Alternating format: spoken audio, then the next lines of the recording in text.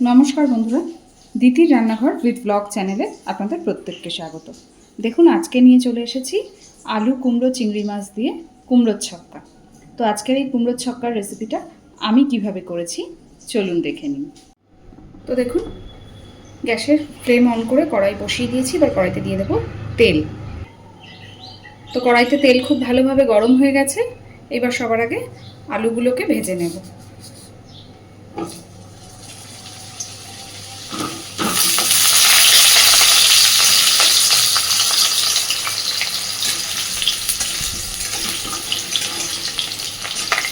আলু কুমড়োর এই তরকারিটাতে আপনারা চাইলে আলুটা আর কুমড়োটা আলাদা করেও ভেজে নিতে পারেন, আবার একসাথে করেও ভেজে নিতে পারেন।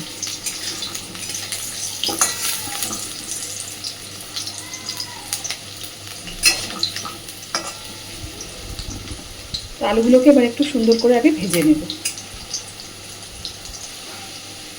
আলুগুলোকে দেখুন, আমি কিন্তু বেশ সুন্দর করে ভেজে নিয়েছি। কতটা বুঝতে পারছেন জানি না। দেখুন, আমি আলুগুলোকে যথেষ্ট সুন্দর করে ভেজে নিয়েছি।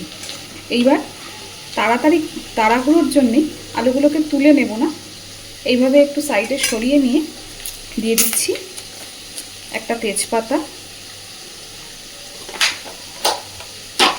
দিচ্ছি একটু আস্ত জিরে,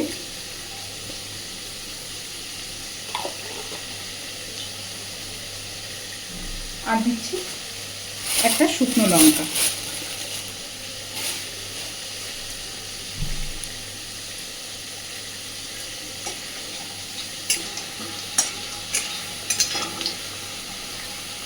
এবার দিয়ে দিচ্ছি কেটে রাখা কুমড়োগুলো। কুমড়ো তো সিদ্ধ হতে বেশিক্ষণ সময় নেবে না, তাই কুমড়োগুলো পরে ব্যবহার করছি।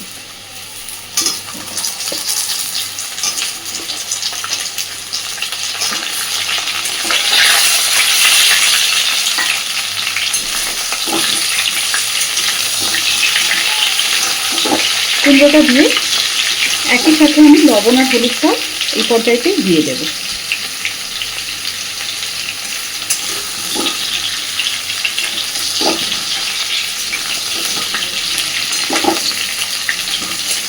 দিয়ে দিচ্ছি পরিমাণ মতো লবণ,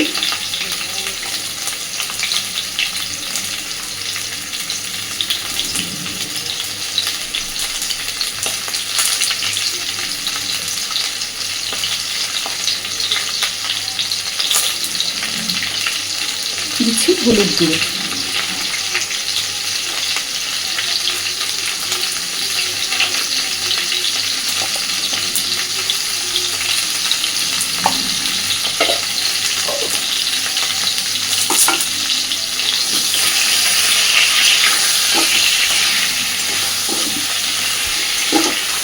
লবণ হলুদটাকে দিয়ে মিনিট 2-3 খুব ভালোভাবে কুমড়ো আর আলুটা ভেজে নেব।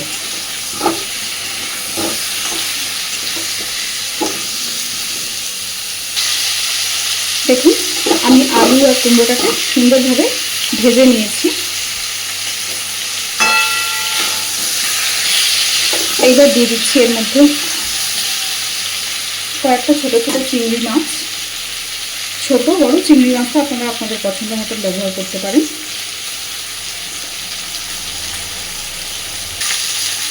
আর দিয়ে দিচ্ছি কিছুটা আদা জিরে বাটা।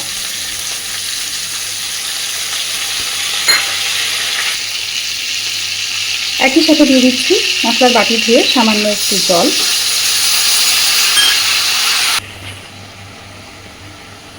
এইবার দিয়ে দিচ্ছি পরিমাণ মতো লঙ্কার গুঁড়ো। এটা কিন্তু ঝাল লঙ্কার গুঁড়ো।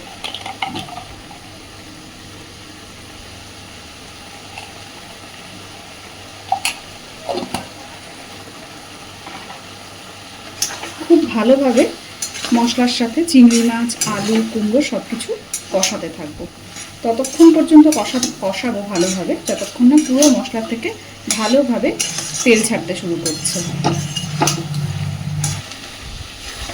আচ্ছা, এই পর্যায়েতে একটা কথা বলি, অবশ্যই কুমড়োর মিষ্টি ভাবটা, এই কুমড়োটা আগের দিন আমি একটু সিদ্ধতে খেয়েছিলাম, তাই জানি কুমড়োটা বেশ মিষ্টি, তাই আর আমি এই তরকারিতে আলাদা করে চিনির ব্যবহার করছি না। কিন্তু আপনারা কিন্তু এই পর্যায়েতে এই তরকারির মধ্যে একটু চিনি দিয়ে দেবেন। তো খুব ভালোভাবে এবার আরও মিনিট দুয়েক, দেখুন সুন্দরভাবে তেল ছাড়তে শুরু করেছে অলরেডি মশলা। তো আরও মিনিট 2-3 এইভাবেই কষাতে থাকবে। তো দেখুন খুব সুন্দরভাবে সব কিছু কষানো হয়ে গেছে, দেখেই বুঝতে পারছেন। এবার জল দিয়ে দিচ্ছি।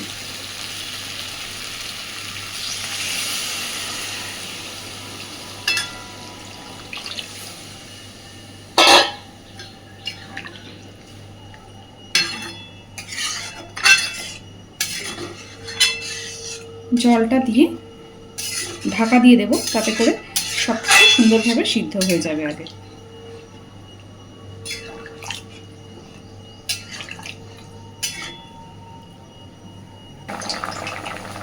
দেখুন বন্ধুরা, জলটাও অনেকটা শুকিয়ে এসেছে, আলু কুমড়ো সবই প্রায় অনেকটাই সিদ্ধ হয়ে গেছে।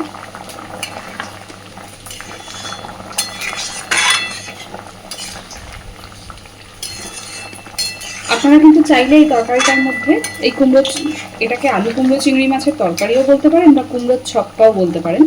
তবে আপনারা কিন্তু চাইলে এর মধ্যে ছোলার ব্যবহার করতে পারেন। পার্সোনালি আমি পছন্দ করি না, তাই আজকের এই তরকারিটাতে আমি ছোলার ব্যবহার করছি না।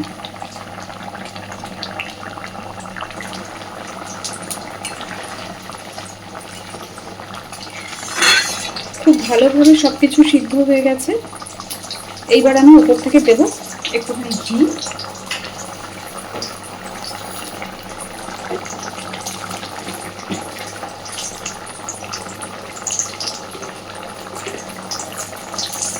দিচ্ছি ঘি,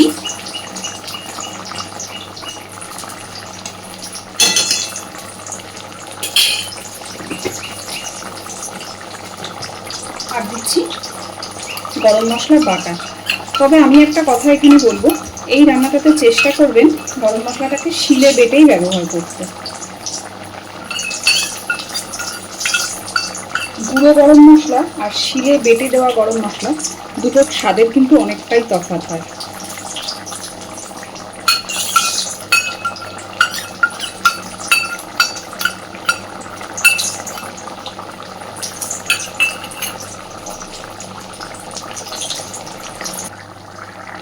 খুব ভালোভাবে সব কিছুকে মিশিয়ে দিচ্ছি।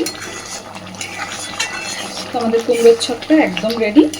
এবার আমি গ্যাসের ফ্লেমটা অফ করে দিলাম। এই রান্নাটা কিন্তু গরম ভাতে বলুন বা রুটি, লুচি, পরোটা, এই ধরনের সাবেকি রান্নার স্বাদ নিয়ে কিচ্ছু বলার নেই। তো চলুন, আজকের আমার এই কুমড়োর ছক্কার রেসিপি আপনাদের কেমন লেগেছে আমাকে অবশ্যই জানাবেন। আর প্লিজ আমার চ্যানেলটাকে লাইক, শেয়ার এবং সাবস্ক্রাইব করে আমার পাশে থাকবেন। এতক্ষণ আমার সাথে থাকার জন্য অসংখ্য ধন্যবাদ।